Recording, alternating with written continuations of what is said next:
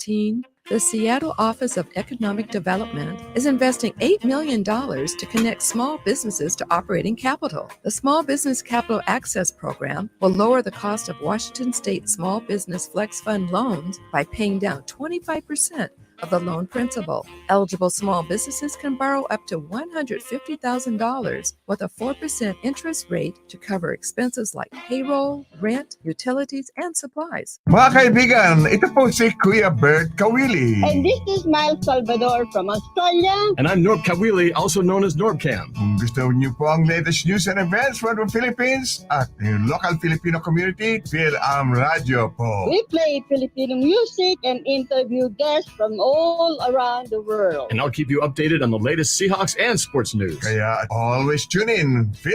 Radio every Tuesday, 1 to 2:30 p.m. Pacific Time on Rainier Avenue Radio App. And in YouTube and Facebook. Salamat po. Rainier Avenue Radio World is your community radio station. We are a 24/7 internet radio station and multimedia network dedicated to amplifying the diverse voices of our Seattle communities and beyond. You'll hear a range of music, sports, regional traffic, local and national news, happenings around Greater Seattle, and talk shows including political, current events, diverse languages, and children's programming created by members of our communities. And we will continue to broadcast live from our communities. We also provide digital media training to community members to become their own content creators. Check out the CADMA page on our website. You can hear us online at RainierAvenueRadio.world or on TuneIn. And follow us on Facebook, Instagram, and Twitter. RainierAvenueRadio.world. Women Empowerment Talk Radio, your roadmap to business success. Tune in every Sunday at 3 p.m. on RainierAvenueRadio.world, providing resources and sharing motivational experiences from the everyday entrepreneur. Tune in Women Empowerment Talk Radio every Sunday, 3 p.m. on RainierAvenueRadio.world. Hello, my name is Pastor Derek Lane, and I live and pastor here in the Othello community. I'm vaccinated because I know how illness can hurt a community. As a grandfather, I am boosted to help protect my 3.5-year-old granddaughter who can't be. I don't want to see members of my community die needlessly. And as a pastor, I've had funerals for those who caught COVID, but none from taking the vaccine. If you have questions, need resources, or want to make an appointment, visit kingcounty.gov/vaccine. You're listening to Rainier Avenue Radio.world.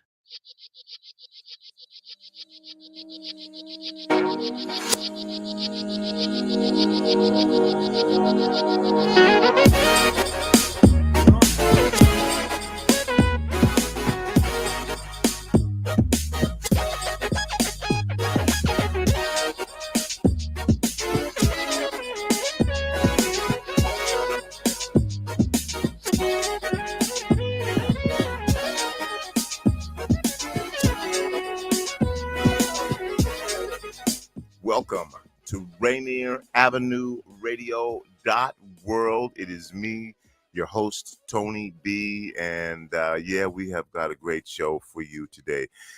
This is, again, the impacts of the coronavirus on South Seattle and surrounding communities. And, you know, it seems like 2 years took forever, and then, boom, it's gone. I don't know.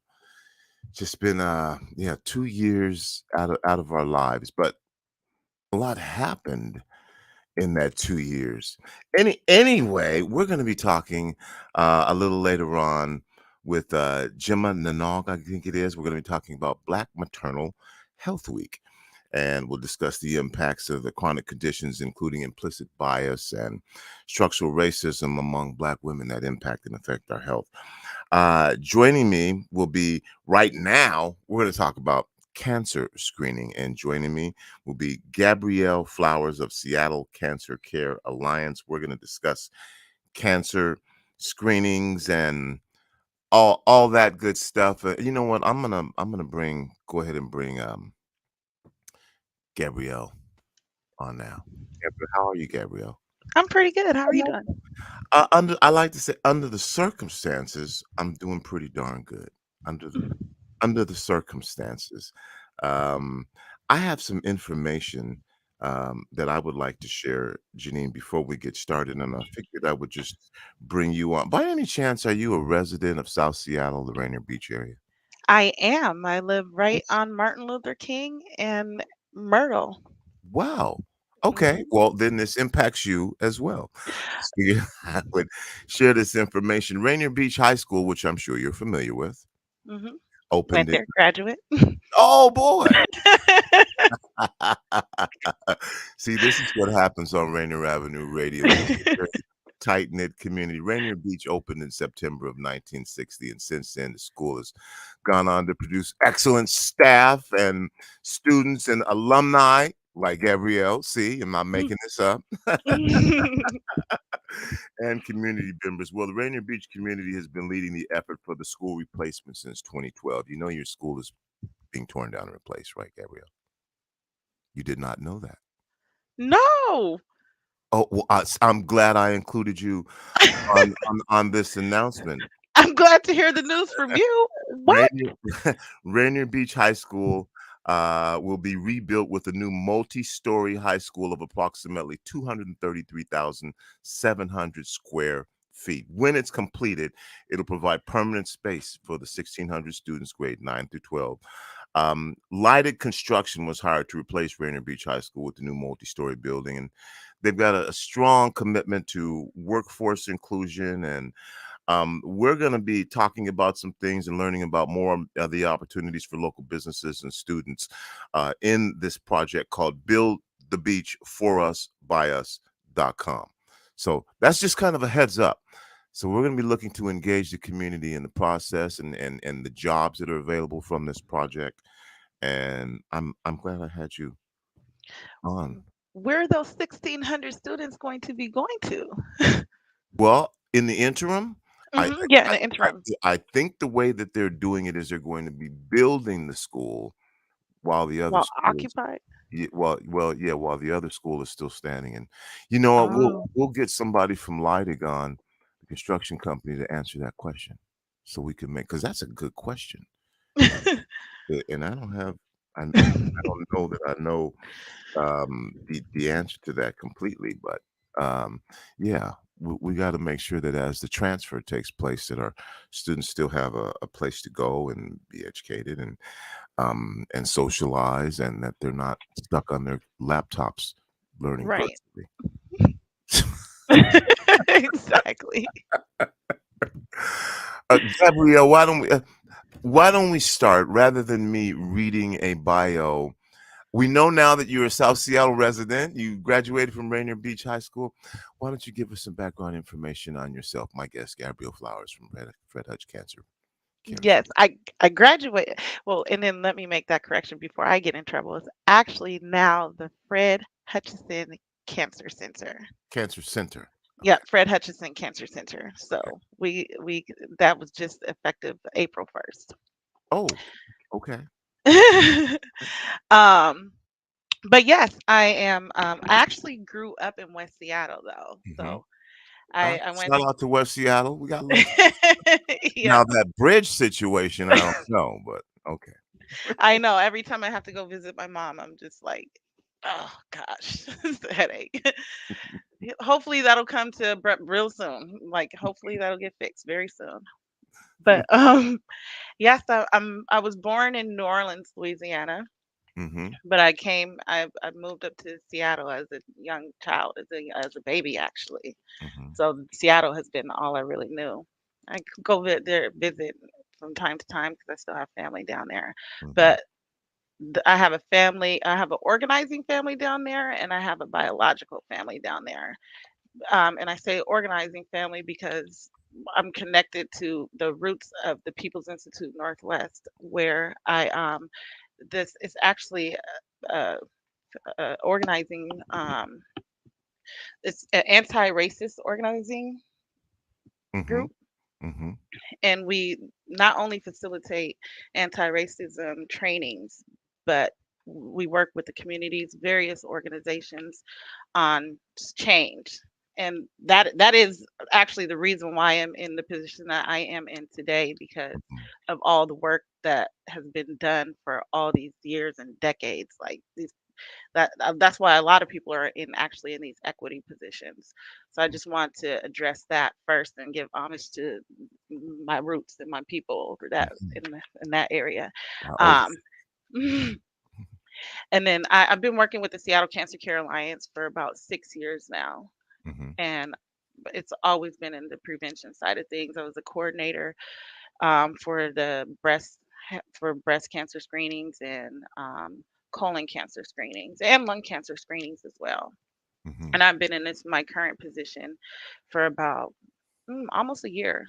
It'll be a year in August. And what this position really is we're really trying to it started from because the breast cancer screening rates are very different for Black women than for any other women, but particularly white women.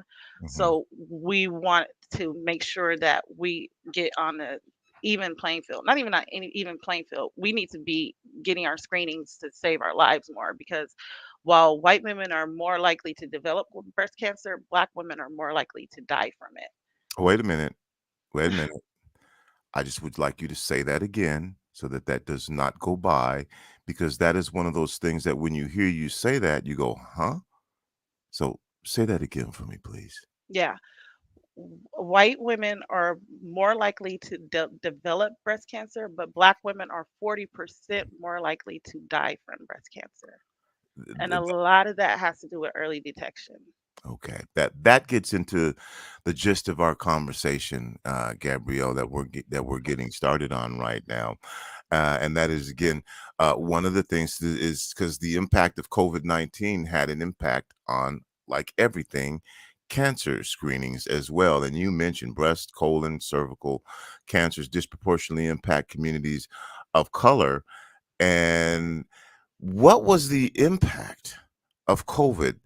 Because everything changed, like I said earlier, on breast cancer screenings and in particular of those who are most vulnerable.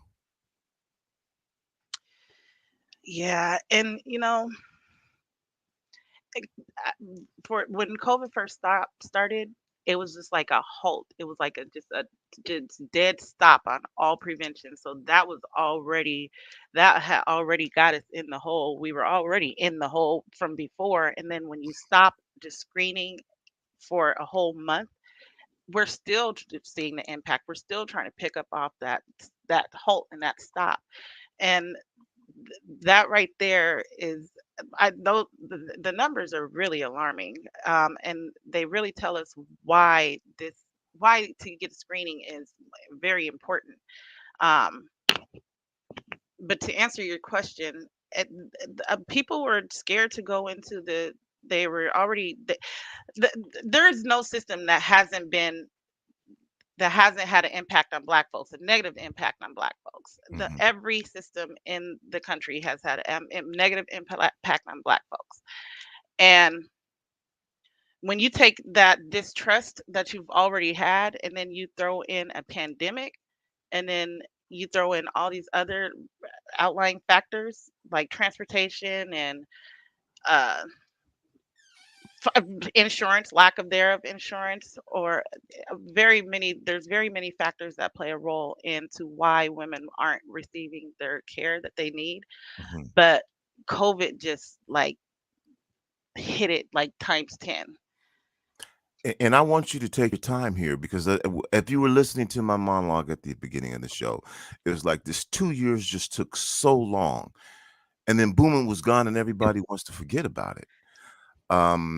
But a lot of things stop. And if we're talking about a cancer awareness, cancer, correct me if I'm wrong here, cancer did not take a break during COVID. No, not at all. Yeah. No, it absolutely didn't take a break during COVID. And you know, there's women that haven't gotten screened that still are not going to be going to get screened. They may have been coming in before COVID, but they just don't want to go to the hospital setting, or they just have this mistrust in the system. And yeah, it's still there. There's still this elephant in the room, which is cancer. And you're not we want to detect it when it's early, so when you get to that later stage, it's like going to get your car fixed. It's like you you didn't know that when it was working properly, but you thought it was working properly, and then people avoid going to go get it checked in, avoid their oil changes and things like that, and then the problem gets so bad to where your engine blows out, and then you don't have a car any longer. Then you don't have your life any longer because you just didn't go get that element of care. And I totally get it. There's no judgment within what I'm saying. I totally understand why, especially Black women, do not want to go to the doctors. There's the lack there of representation. Sometimes when you go, they're looking at you crazy, like ain't nothing wrong with you, and then you're like, I know something's wrong with me. And there's like many factors. There's so many factors that other groups don't have to deal with that Black women and Black men do have to deal with.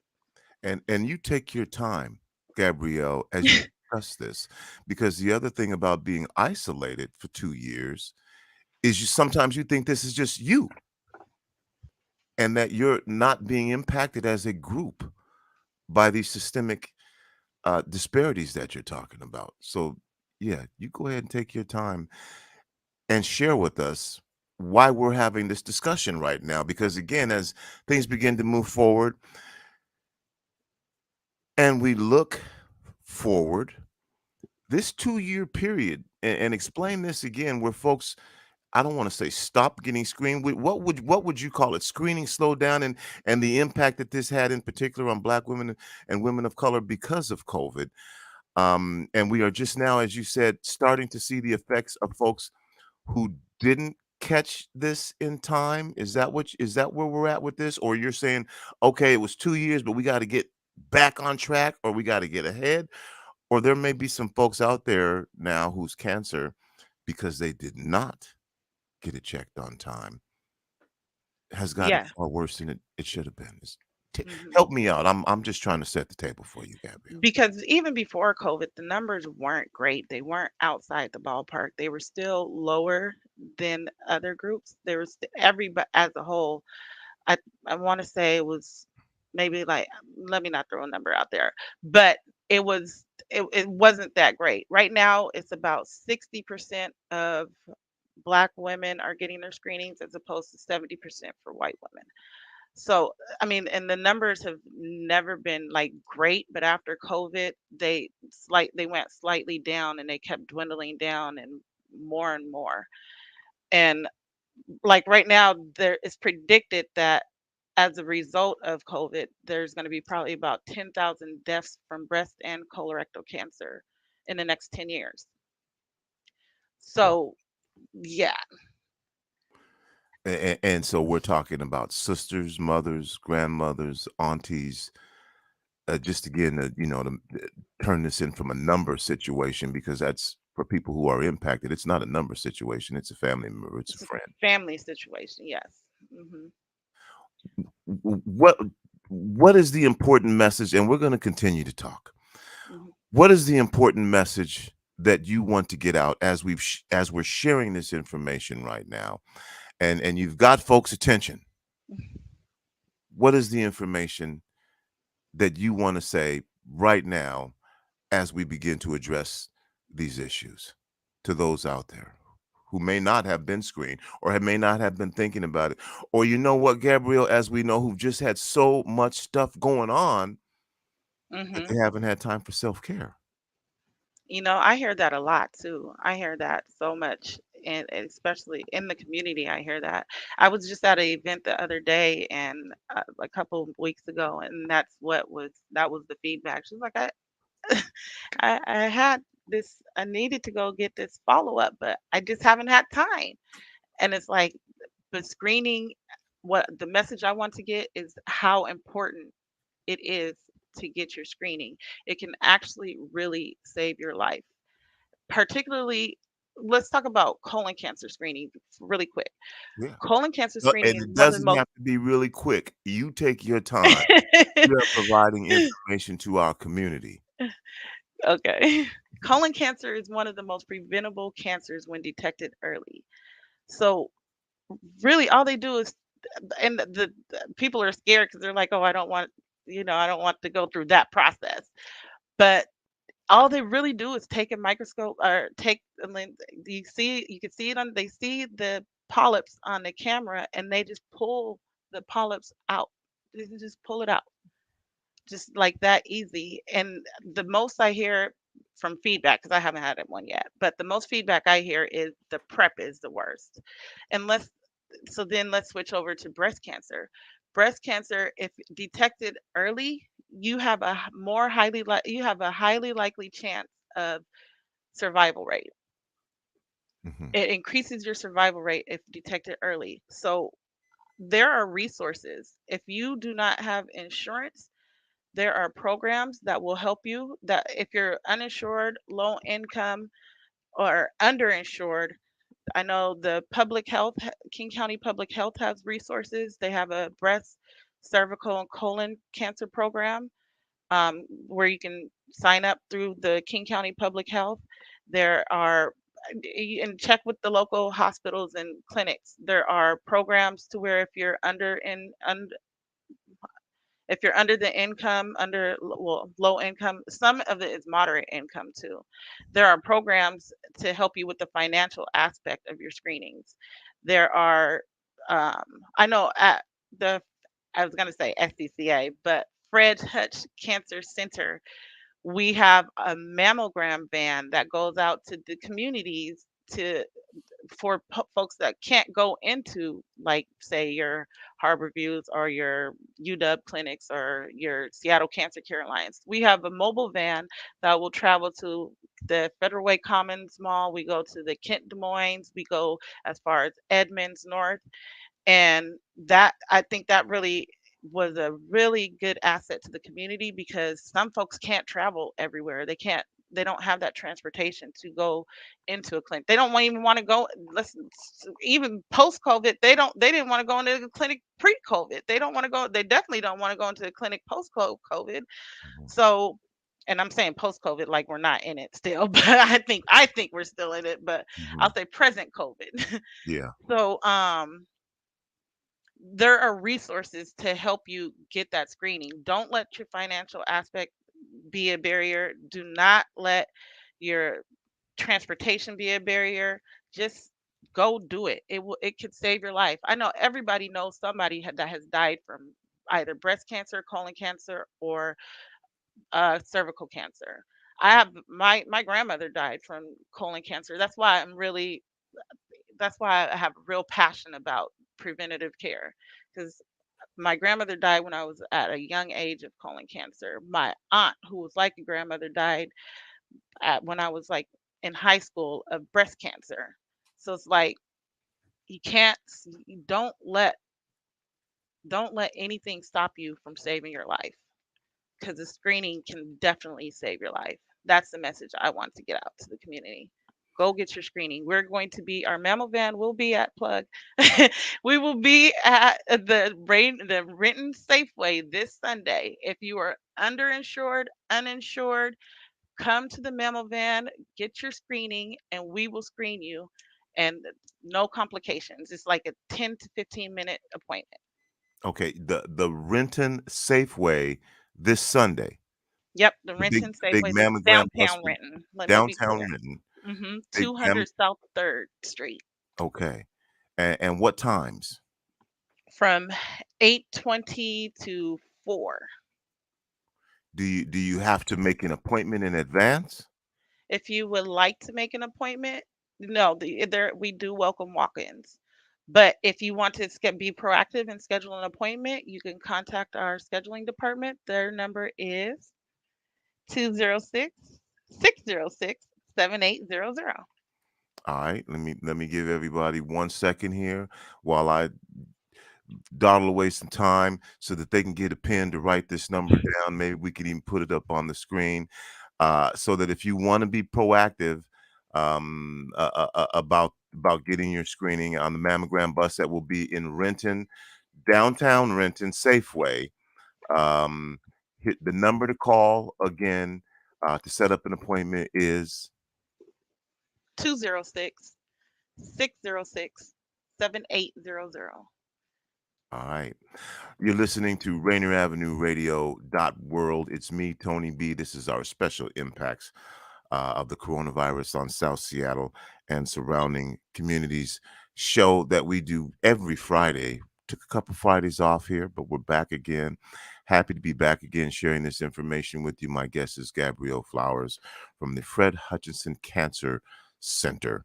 And we're addressing some of the issues related to COVID. And part of that is folks did not screen. And as you said, for a number of reasons, that if you're just tuning in, but there's no judgment in this. The thing right now is get screened. Mm-hmm. Is get screened. So tell me about the breast health equity study that the Fred Hutch Cancer Center is doing. Can you share a little information with us about that? Yes, we really want to hear feedback. The study is for Black women. If you identify as a Black woman who is 40 or over, who has not had a mammogram or hasn't had one in 2 years or more, we really do not want to make assumptions. We want to hear your voice so we can work together to figure out what the barriers are that prevented you from getting your screening and to address those barriers on a higher level. And give you the opportunity to also obtain your screening mammogram.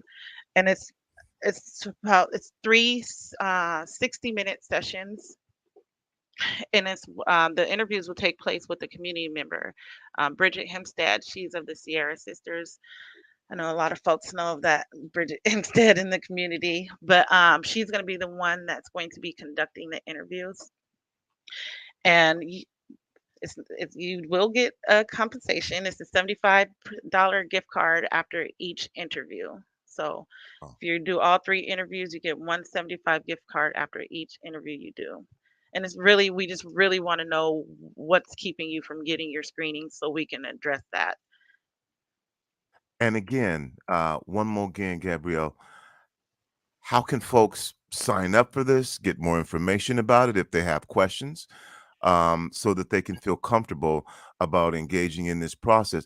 As you know, there is also a stigma attached to filling out information. What are people going to do with your information when you give it to them for these types of studies? And so there's a often low turnout when these things become available as well. Yeah, yeah. And we're not doing anything with your information. It's not going anywhere. That is a good thing to point out because I'm reluctant when I give out my information too. I'm like, wait, where's this going? I don't want anybody calling me. I don't want you to transfer that information anywhere else. So I understand that. I get that. You can go to breast health equity dot. Wait, I'm sorry. Give me 1 second. Sure. I had that on my mind too.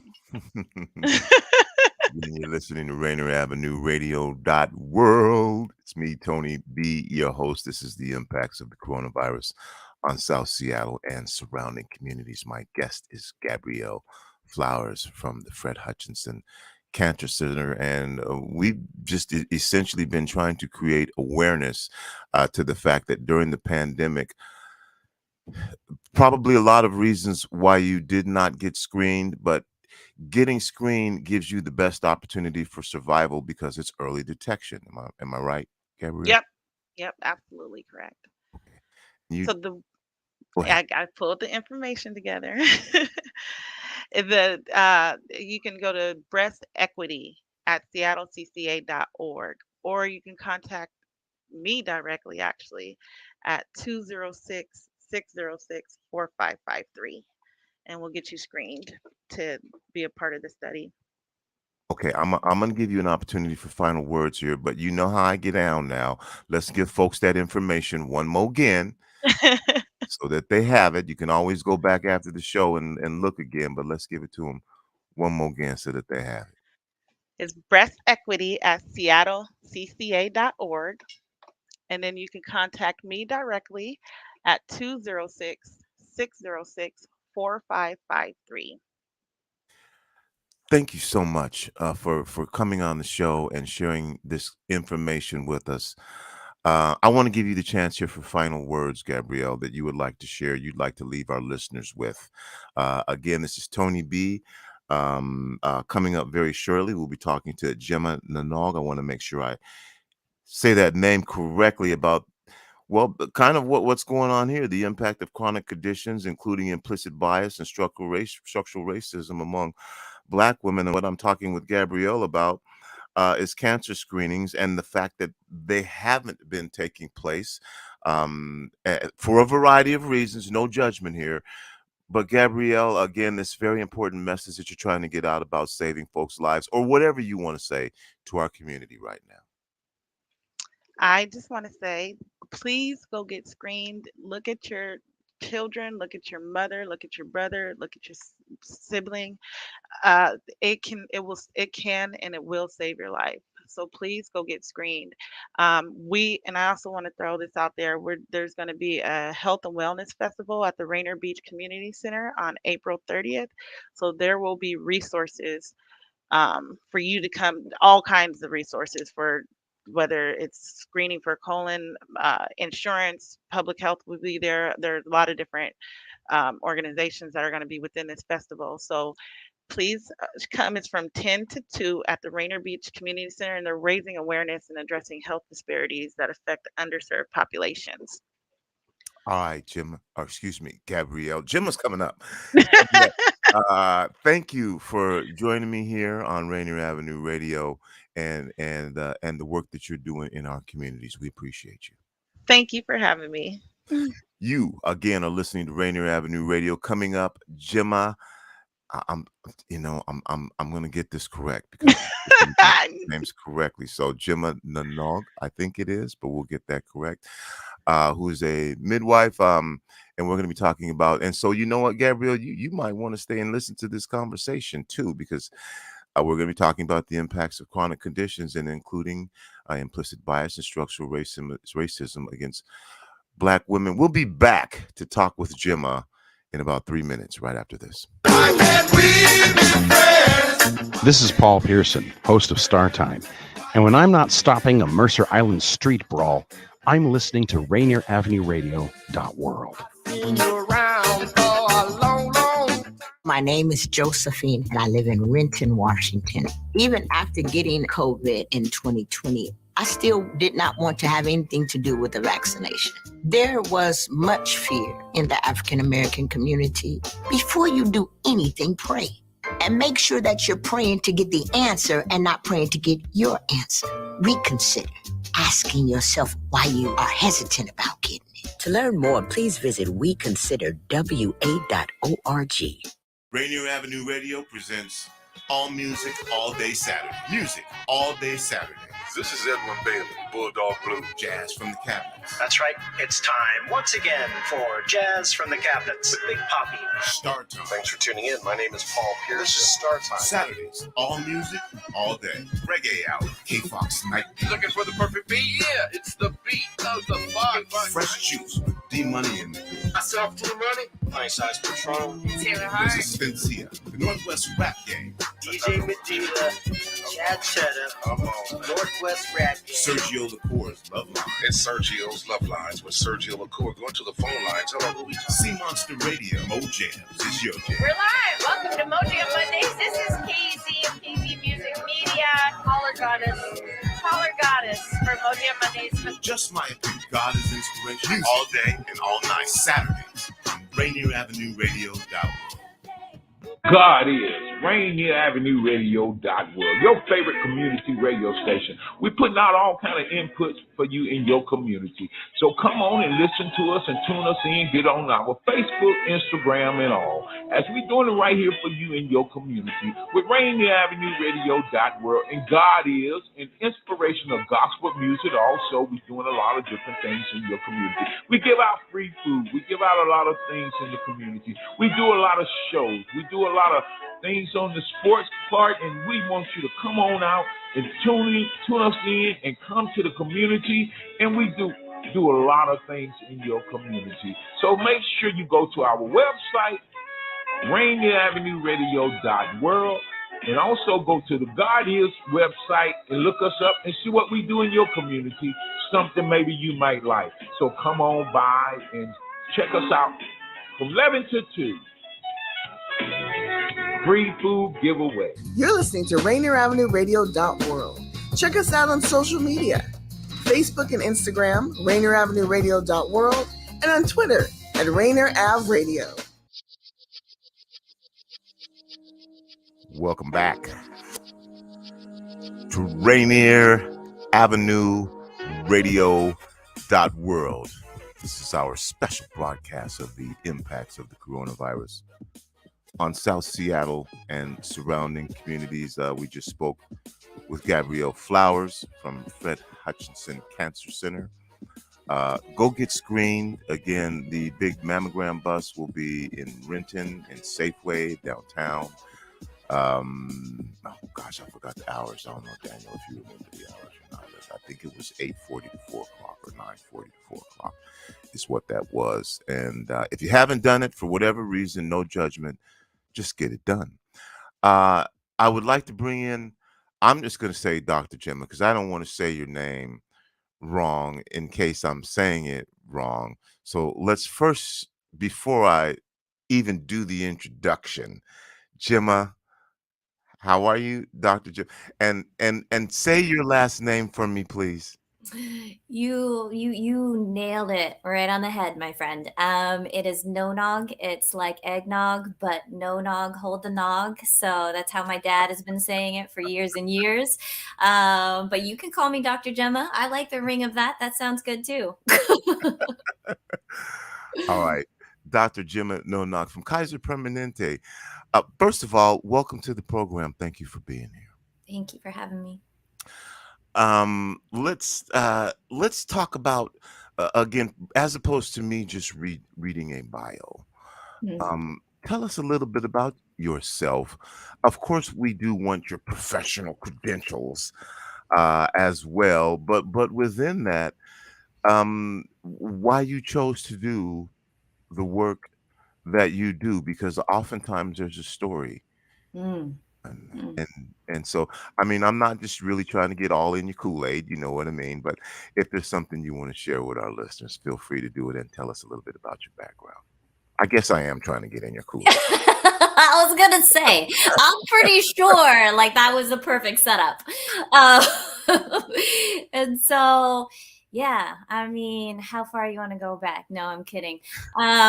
In terms of a little bit about me, personal wise, we'll get into my credentials in a little bit. But I was a single BIPOC, non-binary mom at the age of 21 who experienced a lot of the statistics that I fight against now. Having a preterm baby at 33 and a half weeks, being on WIC, being on Medicaid, still going to school, working a job, trying to finish 2 degrees to go to pre-med, and, you know, not having like the best secured housing, right? So that's a large part of why I am inspired to do the work. Other than that, my father also experienced racism in his own profession, which impacted our family, which he led a class action suit to one of the local companies. But I saw the impact of that in terms of the mental health aspect, in terms of anxiety, depression. He went from this strong, I thought, Superman to this person who had agoraphobia and had trouble feeling like he could continue in his identity as a provider. And so in terms of what that did is it kind of catapulted me. We'll get to the credential parts. We'll get out of the Kool-Aid. As I went to school to hopefully be a doctor, but got sidetracked, had a preemie.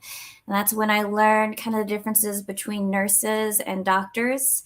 And I was going to be a nurse for a while. I worked at Neighbor Care Health for some time, where I was helping a population that felt really akin to myself. And the midwives there said it was time for you to go to school and get your doctorates. And so I am Dr. Nonog, but I'm trained as a midwife. And I also am the new director of health equity at Kaiser, so overseeing family medicine, who delivers babies, the OB-GYN department, the midwifery department, and the pediatric department. And my job is really to hone in on the racial inequities, the gender inequities, and all the different systemic inequities that are related to oppression in today's world. And so, just my side gig or whatever. But it's hard and challenging and exciting to be doing this work in 2022, where I feel like the climate's changed to have a little bit more traction. And you're okay with me calling you Dr. Jemma? I'm pretty sure that's how I'm going to introduce myself now. You said something I'd like to hear more about, and that was, excuse me one second. You said you wanted to explore the difference between being a doctor and a nurse. Yeah. Can you kind of expand on that a little bit, so that we get a clear understanding of what you mean and why that was even a decision for you? Mm-hmm. Yeah. And so I got nothing but love for all my doctors that are out there who have an MD or a DO. But when I was in the NICU, I realized that the doctor would come in for a certain amount of time and then they would leave 15 to 30 minutes later, right? And it was the nurses who were kind of there at bedside, who were really coaching me through the process, helping me navigate the system, the healthcare system, and how confusing it was as a 21-year-old, right? And I appreciated the holistic approach that they took. They weren't just worried about the disease process, if you will, inside my body or my daughter being in the NICU. They were checking in on my mental health wellness. They were figuring out what kind of barriers I was experiencing, and trying to meet me where I was at. So for me, I wanted to pursue that route, and then also become a provider within that realm where that was my foundation. So. There I am back in your Kool-Aid again. Okay. Let's take a deeper dive into some of the reasons why you're here. But let's go ahead and what I call set the stage, Jemma. Explain to us, if you can, very succinctly, why you're here, why you're on the air with me today. What is the essential message that you want to make sure that you get across to folks during this conversation? I mean, that could take the whole 30 minutes, but I'll try and If that's what we need to do, then that's how we're going to get down. I'm down.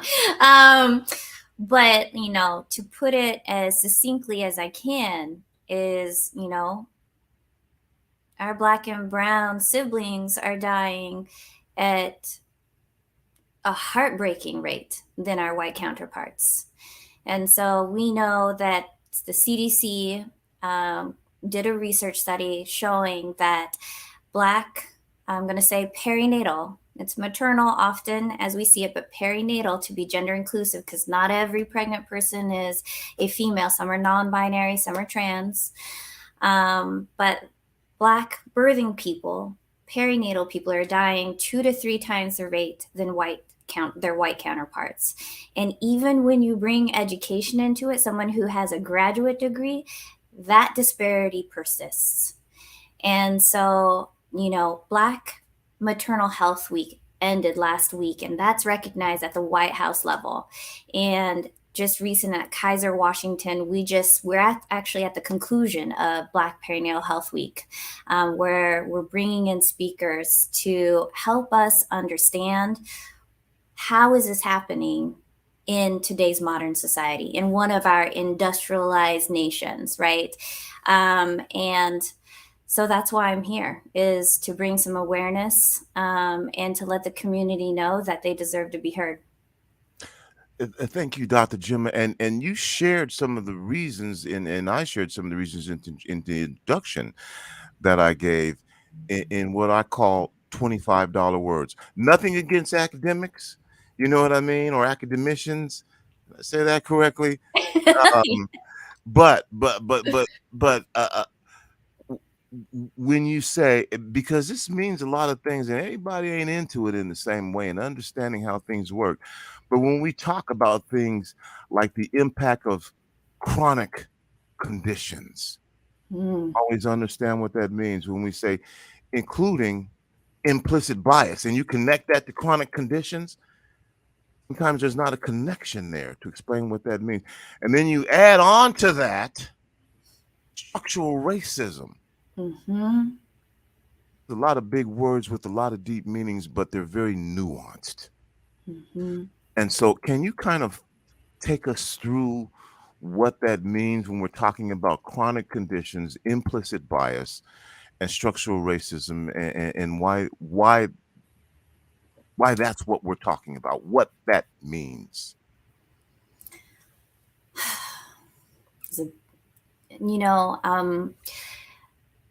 It's so timely that you're bringing that up. We just got done with a speaker who has a similar platform to my own, is that Black, if you look at many of the medical references that we look at, is considered a risk factor, right? And we have to change that thought process. It's not race that causes any kind of increased risk for chronic conditions or acute conditions. It's racism, right? Racism changes the way that the body works. Weathering is something that's more about, was a word that we used 10 years ago, and it's coming back. And I'm glad that it's coming back because it changes how our hormones work, how our inflammatory responses work. Right. And so that goes into the chronic conditions, whether if it be heart issues, if it be preterm birth, whether it be preeclampsia, which is well known to affect many Black women in pregnancy. And then to tie in implicit bias, implicit bias can happen in the healthcare world, yes, in terms of feeling like maybe Black people can tolerate more pain. That was something that was released years ago and something that we still battle with now with pregnant women in society, Black pregnant women in society. But it also goes into everyday interactions when people are getting microaggressed, right? All of that adds up. All of that impact adds up to change how Black birthing people are able, I guess, to handle the added stress of any kind of chronic condition, right? So I think we need to make that tie-in together, that it's all happening all at once and everybody has a chance to reduce it, whether in healthcare or not. And this was exacerbated by the pandemic, but it's not new, correct? It didn't start with coronavirus. No, it didn't. Absolutely not. These statistics were present long before. Preterm birth, low birth weight babies affected Black birthing people because of systemic racism for years. And the pandemic, like many things, amplified it. Right? It added to the extra stress that was already from systemic racism that was causing those health disparities.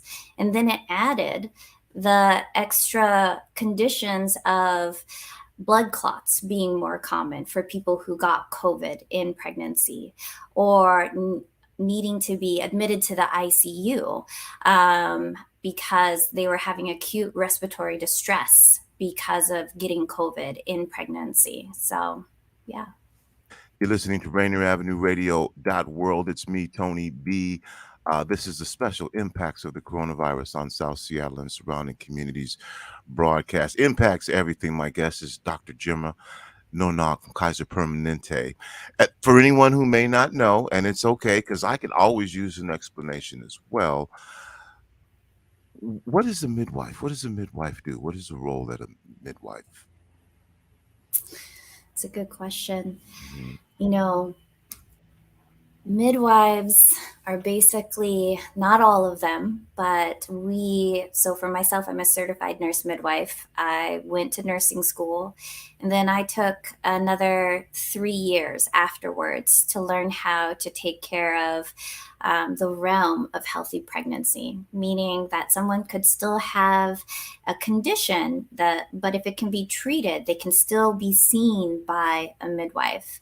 And we really work to look at pregnancy as a normal transition in someone's life rather than sometimes looking at it as a medical condition. And so we work with patients. I think I could be biased here talking about implicit bias, but I think that we do a really great job in terms of not just patient education, but partnership, leaning into that you are an expert of your own body. We work on a holistic model where we're trying to address the social, the mental health, the job issues, whatever is impacting you and your pregnancy or your family, we're trying to problem solve with you. So other than that, we can do kind of everything that an OB can, except for the high risk, and we can't be surgeons by ourselves. So yeah. Okay, kind of back to what we were talking about now. So we know that these conditions exist. The structural racism, the implicit bias, the health disparities, the chronic conditions that are exacerbated by all of these things as we're sharing this information. And we can use more time. I feel like I'm still rushing to get through this, but I have to get to this next segment. So, okay, we share this information, we bring this up, we create this awareness. Then the next thing that folks are going to think is, okay, well, what do I do? What's being done? How do I individually prepare myself for this situation? And then, of course, as a group, what's being done. And we hear you talking, and I know that there's no silver bullet, Dr. Jemma, when I bring this up, but that doesn't mean that people still don't want to hear if there are answers available. Yeah, I appreciate that. I think that this is a work in progress. Systemic racism wasn't established overnight. It's hundreds of years that got us here. And it'll take decades and 100 years to undo it, right? But we can still try.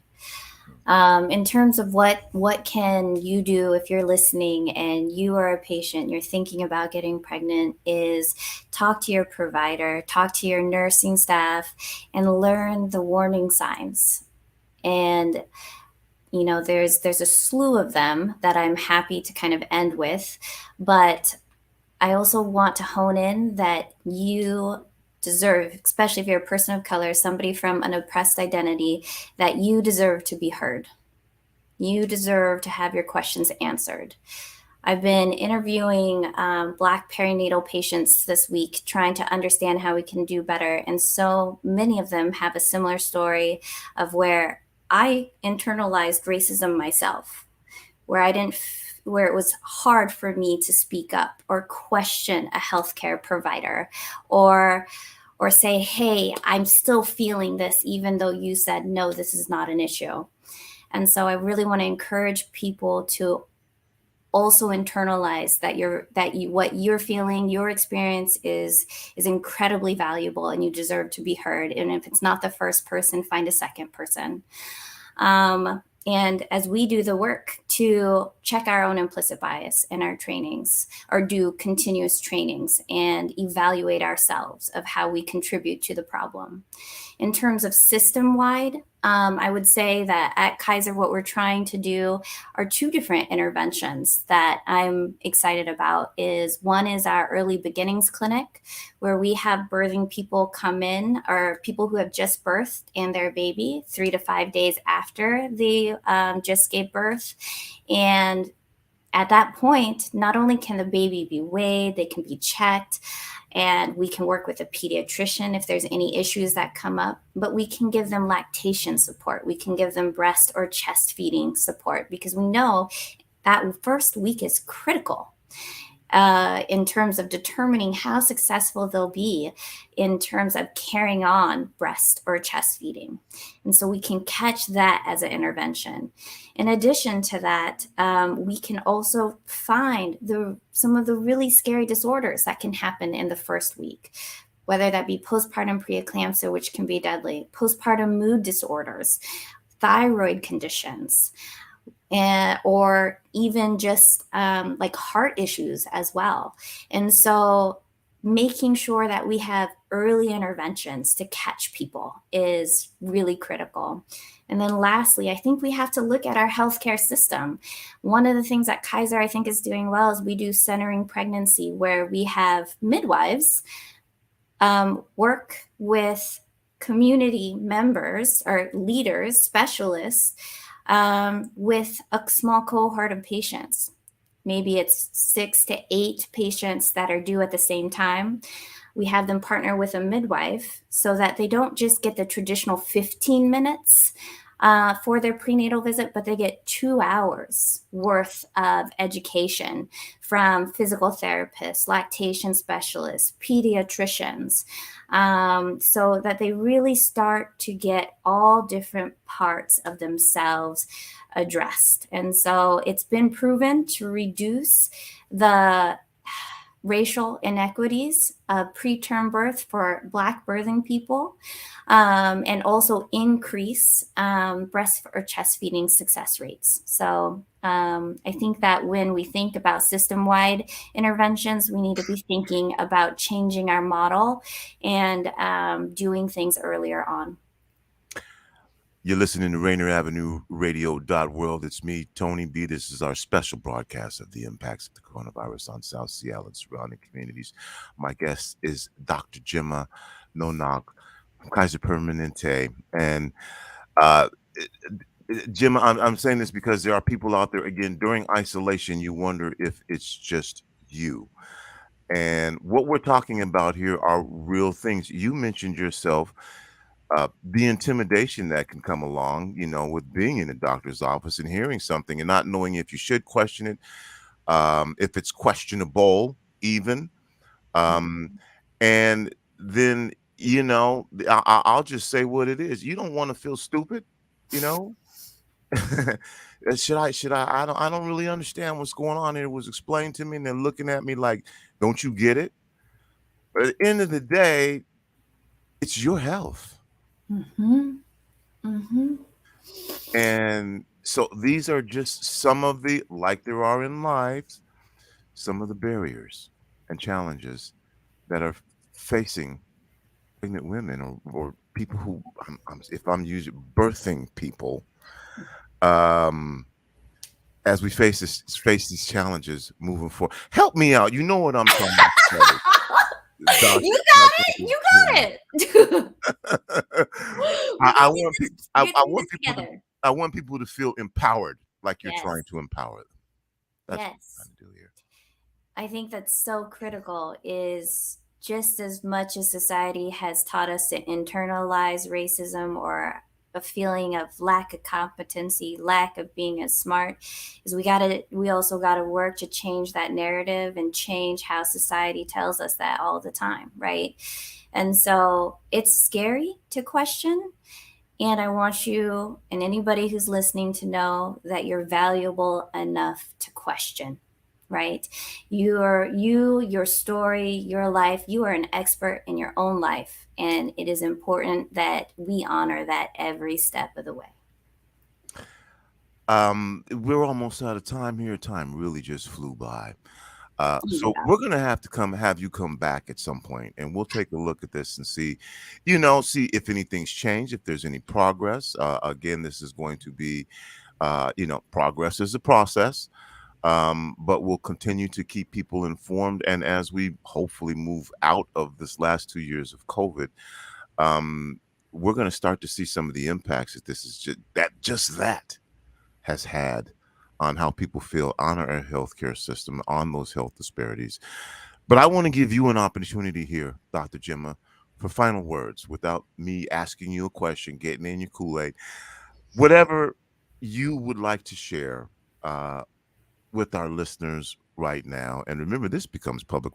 People who may not watch at this very moment, tune in later because, we get to do that these days instead of appointment listening. You can tune in when it's convenient for you. So what would you like to say, whatever that is that you choose to say about this discussion that we're having right now to folks who are listening or friends who are saying, oh, you need to go back and hear Dr. Jemma.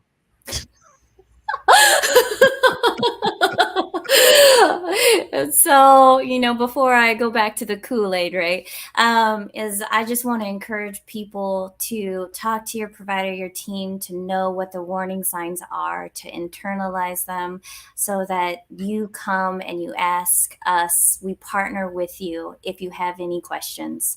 I think the other part of this, because this is a COVID segment, right, is there are a lot of people of color, myself included, who was hesitant about the vaccine, right? Knowing the history of racism, the Tuskegee trial, and Henrietta Lacks, and forced sterilization, right? Like anytime they come up with something new in medicine, even I look at it and I have to hesitate, no matter how much education I have.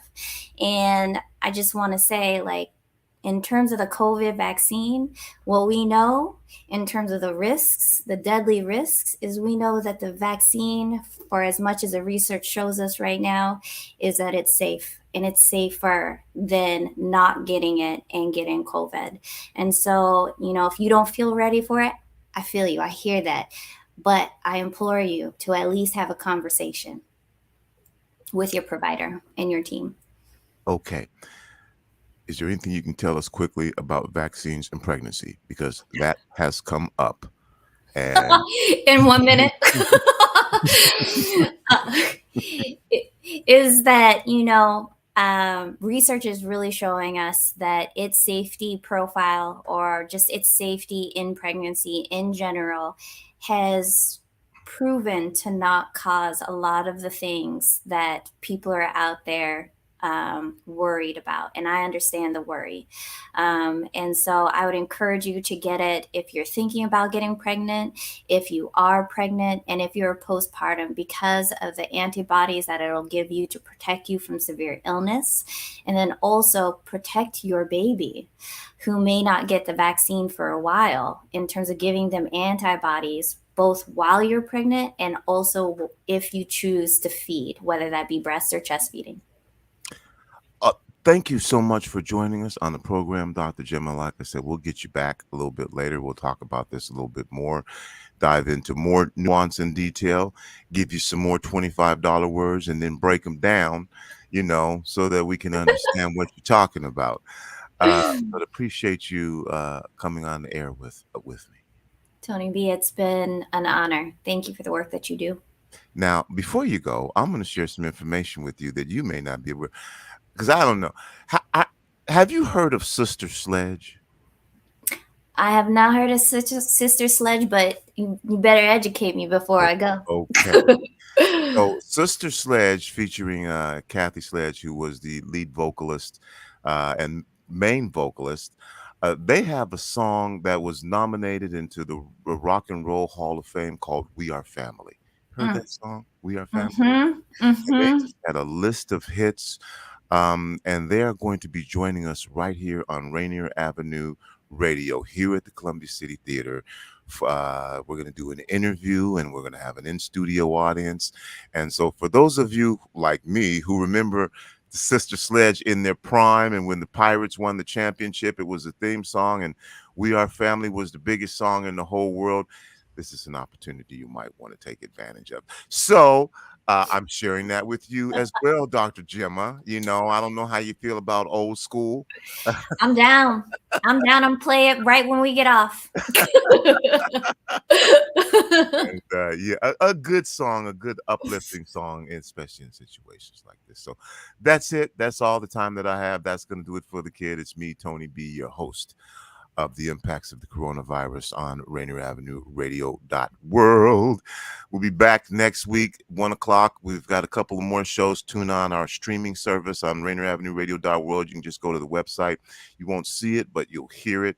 We'll have a whole nother hour of coronavirus conversations for you. And 2 o'clock on Thursday, we'll be interviewing Kathy Sledge of the Sister Sledge right here on Rainier Avenue Radio.world. Until then, remember, whether you believe you can or whether you believe you cannot, you are probably right. I'm out.